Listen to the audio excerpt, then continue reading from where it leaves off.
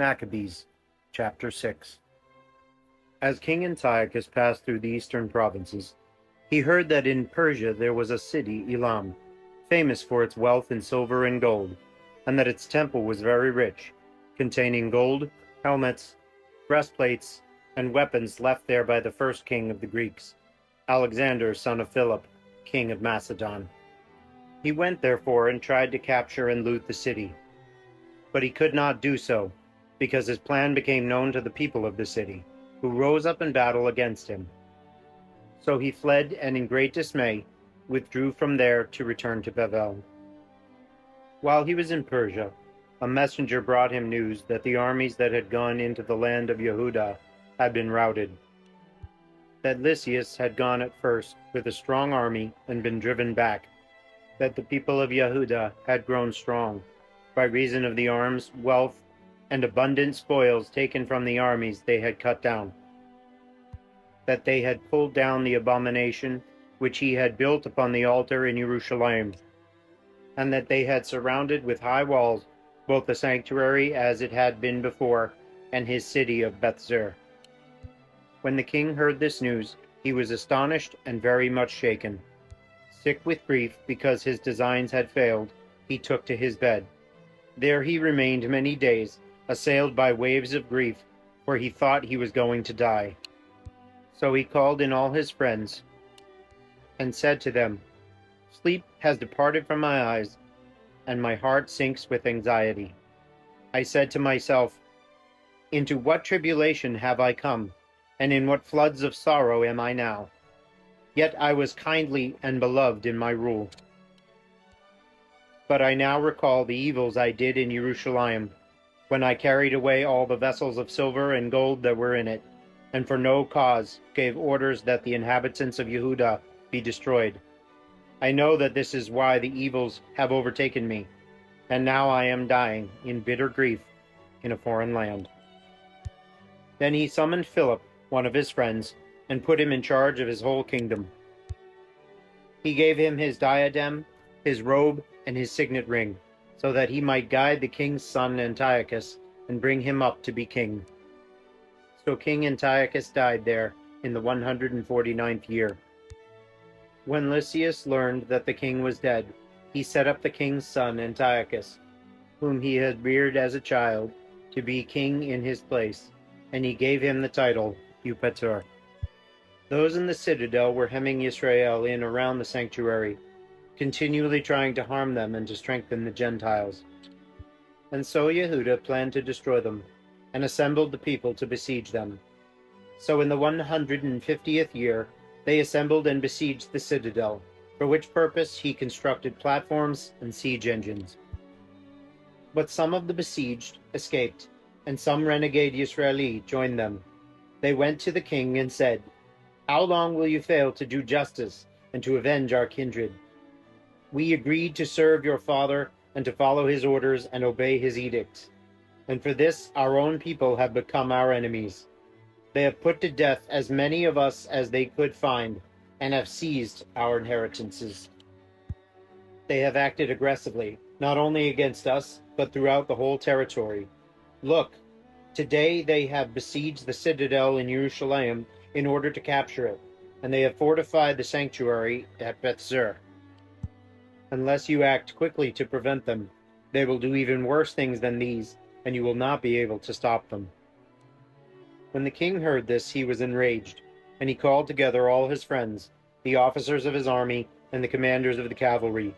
Mercenary forces also came to him from other kingdoms and from the islands of the sea. His army numbered 100,000 foot soldiers, 20,000 cavalry, and 32 elephants trained for war. They passed through Idumea and camped before Bethzer. For many days they attacked it. They constructed siege engines, but the besieged made a sortie and burned these, and they fought bravely. Then Yehuda marched away from the citadel, and moved his camp to Beth-Zechariah, opposite the king's camp. The king, rising before dawn, moved his forces hastily along the road to Beth-Zechariah, and the troops prepared for battle and sounded the trumpet. They made the elephants drunk on the juice of grapes and mulberries to get them ready to fight. The beasts were distributed along the phalanxes, each elephant having assigned to it 1,000 men in coats of mail, with bronze helmets on their heads, and 500 picked cavalry. These accompanied the beast wherever it was. Wherever it moved, they moved too, and never left it. Each elephant was outfitted with a strong wooden tower, fastened to it by a harness. Each tower held 3 soldiers who fought from it, besides the Indian driver. The remaining cavalry were stationed on one or the other of the 2 flanks of the army, to harass the enemy and to be protected by the phalanxes. When the sun shone on the gold and bronze shields, the mountains gleamed with their brightness and blazed like flaming torches. Part of the king's army spread out along the heights, while some were on low ground, and they marched forward steadily in fitting order. All who heard the noise of their numbers, the tramp of their marching, and the clang of their arms, trembled, for the army was very great and strong. Yehuda with his army advanced to fight, and 600 men of the king's army fell.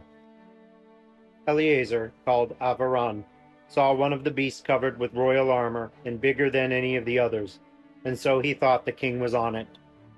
He dashed courageously up to it in the middle of the phalanx, killing men right and left so that they parted before him.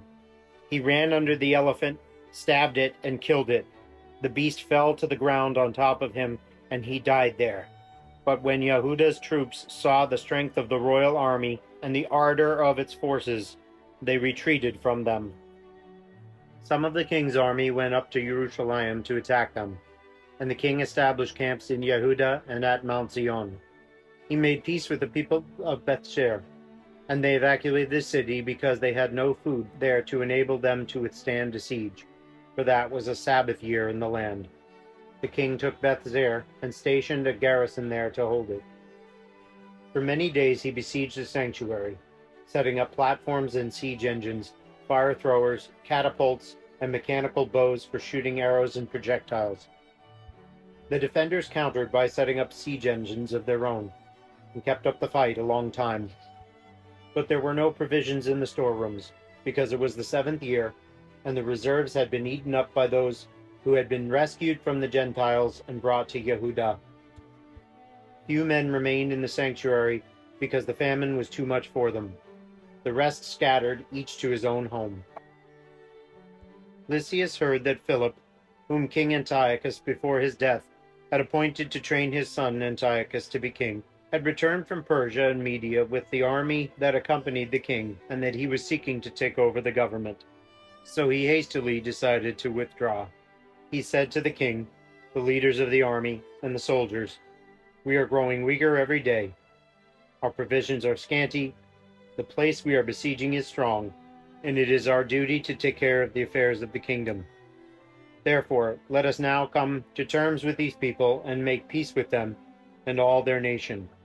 Let us grant them freedom to live according to their own laws as formerly. It was on account of their laws which we abolished that they became enraged and did all these things." The proposal pleased the king and the leaders. He sent peace terms to the Yehudim, and they accepted. So the king and the leaders swore an oath to them, and on these terms the Yehudim evacuated the fortification. But when the king entered Mount Zion and saw how the place was fortified, he broke the oath he had sworn and gave orders to tear down the encircling wall. Then he departed in haste and returned to Antioch, where he found Philip in control of the city. He fought against him and took the city by force.